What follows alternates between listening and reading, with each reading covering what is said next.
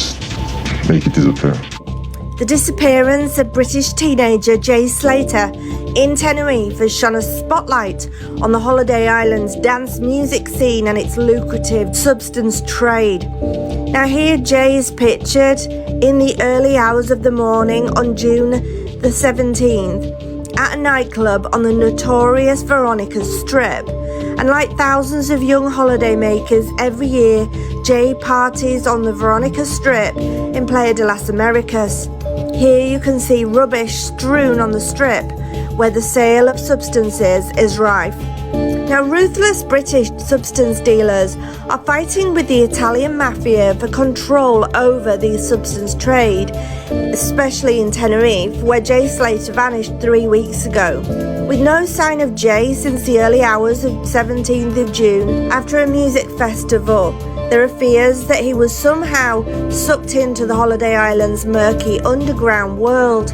And every summer, thousands of British tourists, mainly youngsters, head to the Sunshine Island to celebrate the end of their exams, drawn by a magnet of sandy beaches, vibrant clubs, cheap alcohol, and even cheaper substances.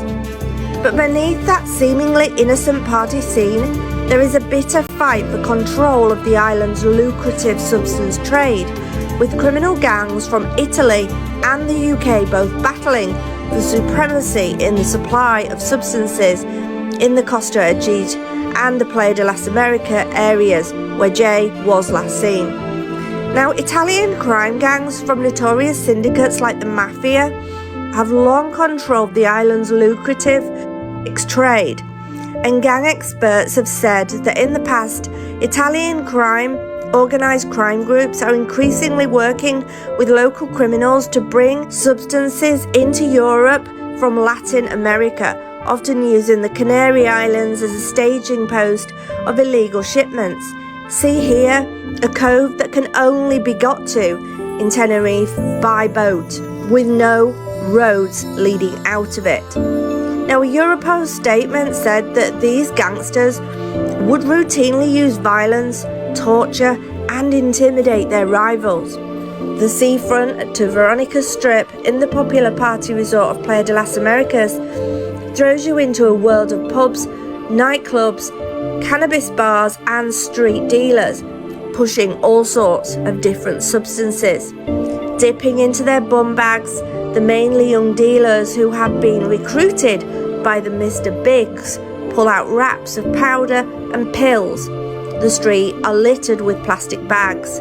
We did hear statements on Facebook and messages regarding Jay and Lucy and whether or not they were also young dealers that had been recruited. Gangs from London, Manchester and Liverpool have begun muscling in on the patch long held by Italian crime gangs, who are now turning increasingly to property and construction to launder their money.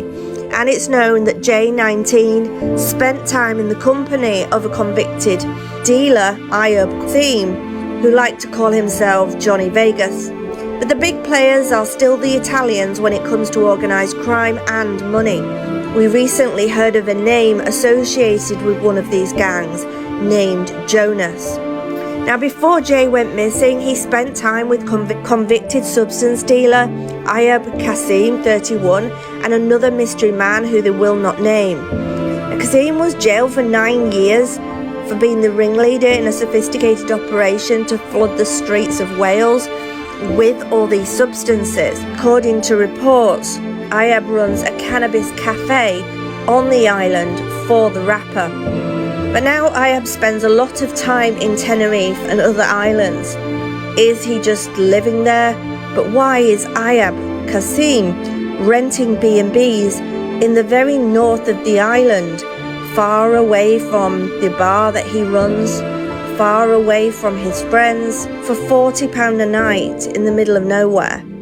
He also gave a different name when he rented the B&B. People that have nothing to hide don't lie. So what else Mr. Kasim has running over in Tenerife, we do not know. But he certainly has means, motive, money, and history. So what happened to Jay Slater? Did he fall into the Tenerife underworld? Did he get himself mixed up with some of these English or Italian substance sellers? Was he a young lad in a foreign country with a bag full of drugs and just didn't know what to do but party? Did he end up in a situation where he could not return what he'd used or sold?